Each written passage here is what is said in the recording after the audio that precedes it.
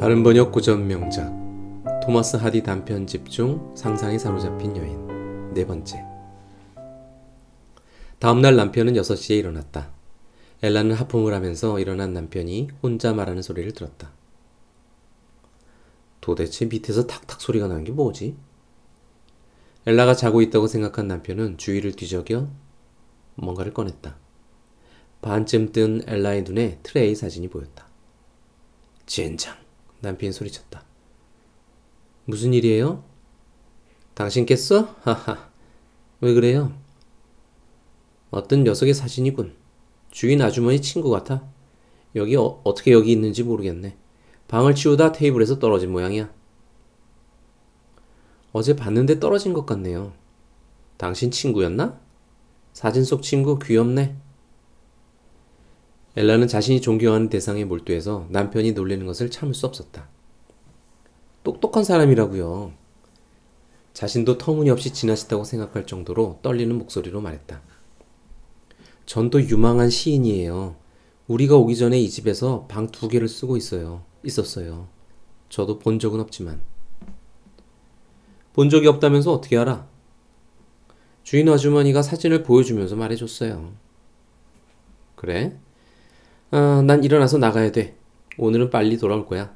데려갈 수 없어서 미안하군. 애들이 물에 빠지지 않게 조심시켜. 그날 엘라는 주인 아주머니에게 트레이가 집에 오는지 물었다. 올 거예요. 일주일 후에 돌아와 당신이 떠날 때까지 근처 친구 집에서 머물 거예요. 꼭 올걸요? 남편은 오후 일찍 집에 돌아왔다. 외출한 사이에 배달된 편지를 열어보고 갑자기 예정보다 일주일 빨리 사흘 내로 돌아가야 한다고 말했다. 일주일 더 있으면 안 돼요? 엘라가 예언했다. 여기가 좋아요. 난 싫어. 좀 지루해. 그럼 나와 애들은 두고 가세요. 왜 이렇게 고집이 세지, 엘라? 뭐하러? 당신을 데리러 또 와야 되잖아. 안 돼. 모두 함께 갈 거야. 나중에 노스웨일즈나 브라이튼에서 지내자고. 게다가 아직 사흘이나 남았잖아. 자신이 넘볼 수 없는 놀라운 재능을 가진 경쟁자였고 이제는 굉장히 애착을 가지게 된 남자를 만나지 못하면 죽을 것 같아진 엘라는 마지막까지 노력해보기로 했다. 트레이가 맞은편 섬 시내에서 멀지 않은 곳에 머물고 있다는 이야기를 주인 아주머니에게 듣고 난 다음날 인근 부두에서 전기선을 타고 섬으로 건너갔다. 얼마나 부질없는 여행이었던가. 엘라는 트레이가 머무는 집이 어디인지 막연하게 알았지만 찾을 수 있다고 생각했다.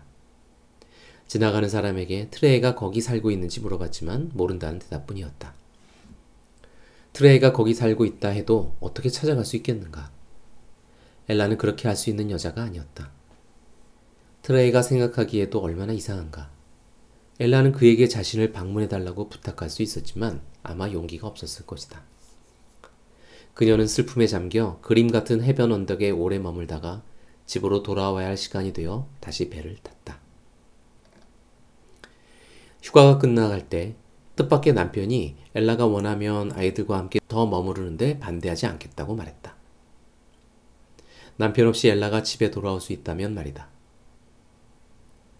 그녀는 자신에게 주어진 시간이 늘어나서 기뻤지만 내색하지 않았고 다음날 아침 남편은 혼자 떠났다. 하지만 일주일이 지나도 트레이는 돌아오지 않았다. 토요일 아침 엘라는 아이들과 함께 내면의 열정을 이끌었던 장소를 떠났다. 따분한 기차 여행이었다. 태양이 내리쬐는 뜨거운 의자, 먼지투성이 철길, 지저분하게 늘어선 전선들과 동행했다. 창밖에 보이던 바다와 함께 시인의 집이 시야에서 멀어지자 슬픔에 잠긴 엘라는 시를 읽으려 했지만 그 대신 눈물이 쏟아졌다. 마침 일의 사업은 번창했고 가족은 넓은 집으로 이사했다.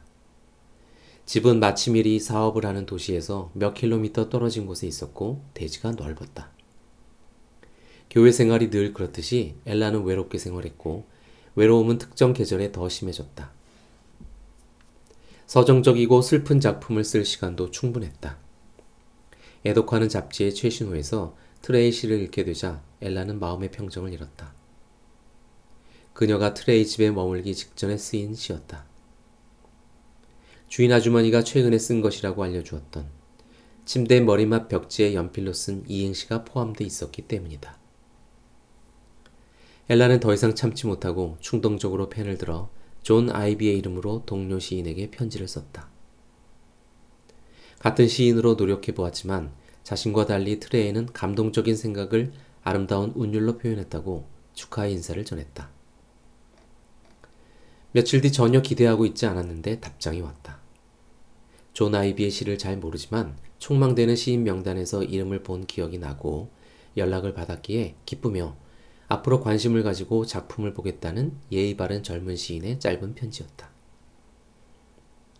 트레이는 어른스럽게 선배처럼 답장을 했지만 표면적으로 남자가 쓴 엘라의 편지는 유치하고 소심했던 것 같았다. 하지만 무슨 상관인가? 그가 답장을 했다. 이제 다시 집에 돌아왔을 터이므로 엘라가 잘 아는 방에서 직접 그가 그녀에게 편지를 쓴 것이다. 그로부터 2달 넘게 편지 왕래가 계속됐다. 엘라는 가끔 자신의 작품 중에서 가장 잘 썼다고 생각하는 작품을 그에게 보냈고 그는 꼼꼼하게 읽어보거나 자신의 작품을 보내지는 않았지만 친절하게 받아주었다. 엘라는 트레이가 자신을 남자라고 믿고 있다고 생각하니 마음이 아팠다. 상황은 만족스럽지 않았다. 트레이가 자신을 보기만 하면 상황이 달라질 거라는 달콤한 이야기가 엘라의 내면에서 들려왔다. 우선 여자라고 솔직히 밝히면 될 일이었다. 그런데 다행스럽게도 그럴 필요가 없게 됐다. 남편의 친구가 그 지역에서 가장 유력한 신문의 편집자였는데 어느 날 부부와 식사를 하면서 풍경화 화가인 편집자의 동생이 트레이의 친구라며 둘이 그때 웨일즈에 함께 있다는 이야기를 했다.